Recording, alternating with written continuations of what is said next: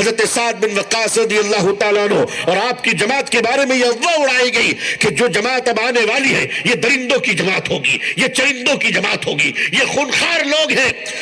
اے بیٹیوں، اپنے گھروں میں بند ہو جاؤ، اے نوجوانوں اپنے گھروں میں چھپ جاؤ، اپنے جانوروں کو اندر کر لو، کیونکہ جو آنے والے مسلمان یہ لوٹ لیں گے۔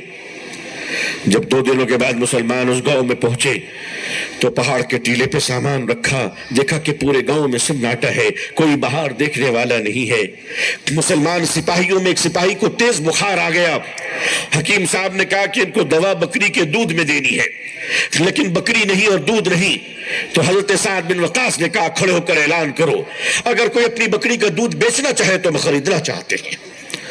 حالانکہ آپ فاتح ہیں، آپ کے پاس طاقت ہے، لاؤ لشکر ہے، آپ گھر سے جا کے جانور نکال سکتے تھے، مگر معاف کیجئے گا وہ مسلمانوں کی جماعت تھی، وہ اسرائیل اور یہودیوں کی طرح خونخواروں کی جماعت نہیں تھی۔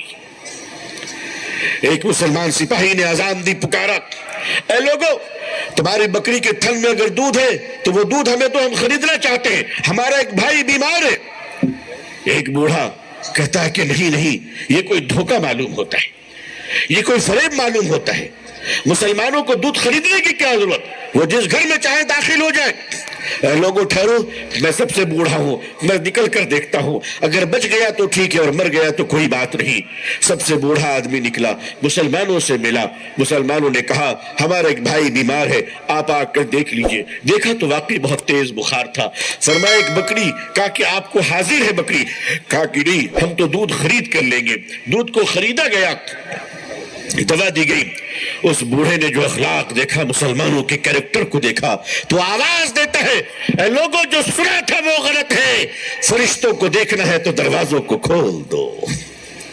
اگر محبت کی گنگا دیکھنی ہے، محبت کا ساگر دیکھنا ہے، پریم کا ساگر دیکھنا ہے تو آؤ۔ لوگ جمع ہو گئے۔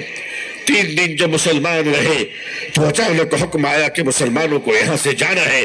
جب مسلمانوں نے کہا کہ ہم جانا چاہ رہے ہیں تو بچیاں رونے لگی، عورتیں رونے لگی، بیٹیوں نے کہا کہ تم نے ہمیں بھائی کیوں بنے، ہمیں اپنی بہن کیوں بنایا، اتنی محبت کیوں دیے، تم 3 دنوں تک تھے، ہم اتنے محفوظ ہو گئے تھے، اپنے بھائیوں سے زیادہ پیار تمہارا ملا۔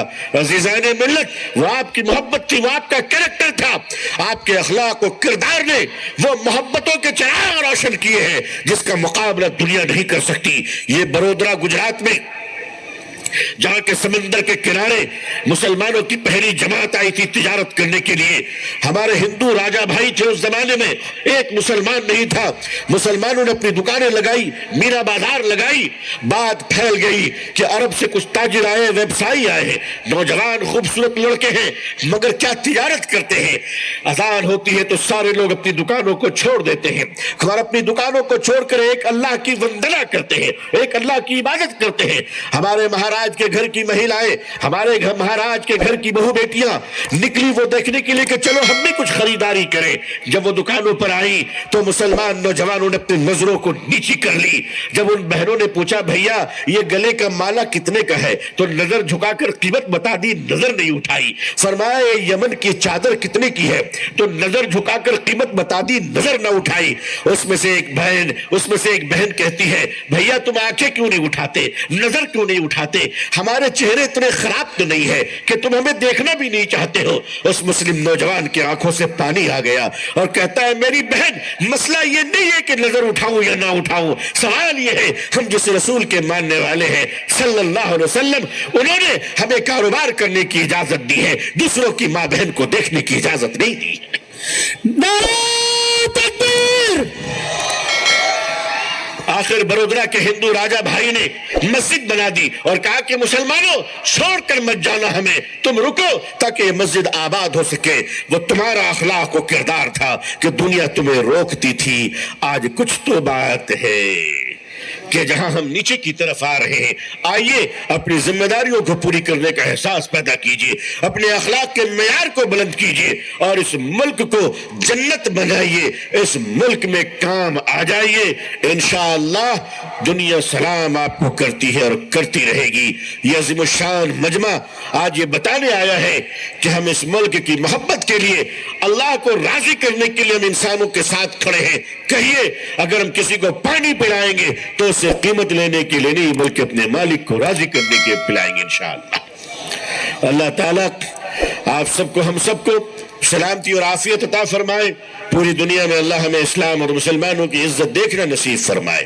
اللہ اقوام عالم کے دلوں میں اسلام اور مسلمانوں کی محبت اور احترام پیدا فرمائے۔ اللہ تعالی ہمیں اور آپ کو اور پوری امت مسلمہ کو عزت، عافیت، سلامتی، خیر، خوشحالی، صحت و تندرستی کے ساتھ اسلام پر زندگی، ایمان پر خاتمہ نصیب فرمائے۔ اپنی دعاؤں میں ہمیں یاد رکھیے گا۔ اللہ سلامت رکھے، اللہ خوش رکھے۔ میں پوری کمیٹی، علماء کرام، پورے مجمع اور سامعین کا شکریہ ادا کرتا ہوں۔ آپ سب کو اس عظیم الشان اجلاس کے لیے بہترین مبارکباد پیش کرتا ہوں۔ اللہ خوش رکھے، سلامت رکھے۔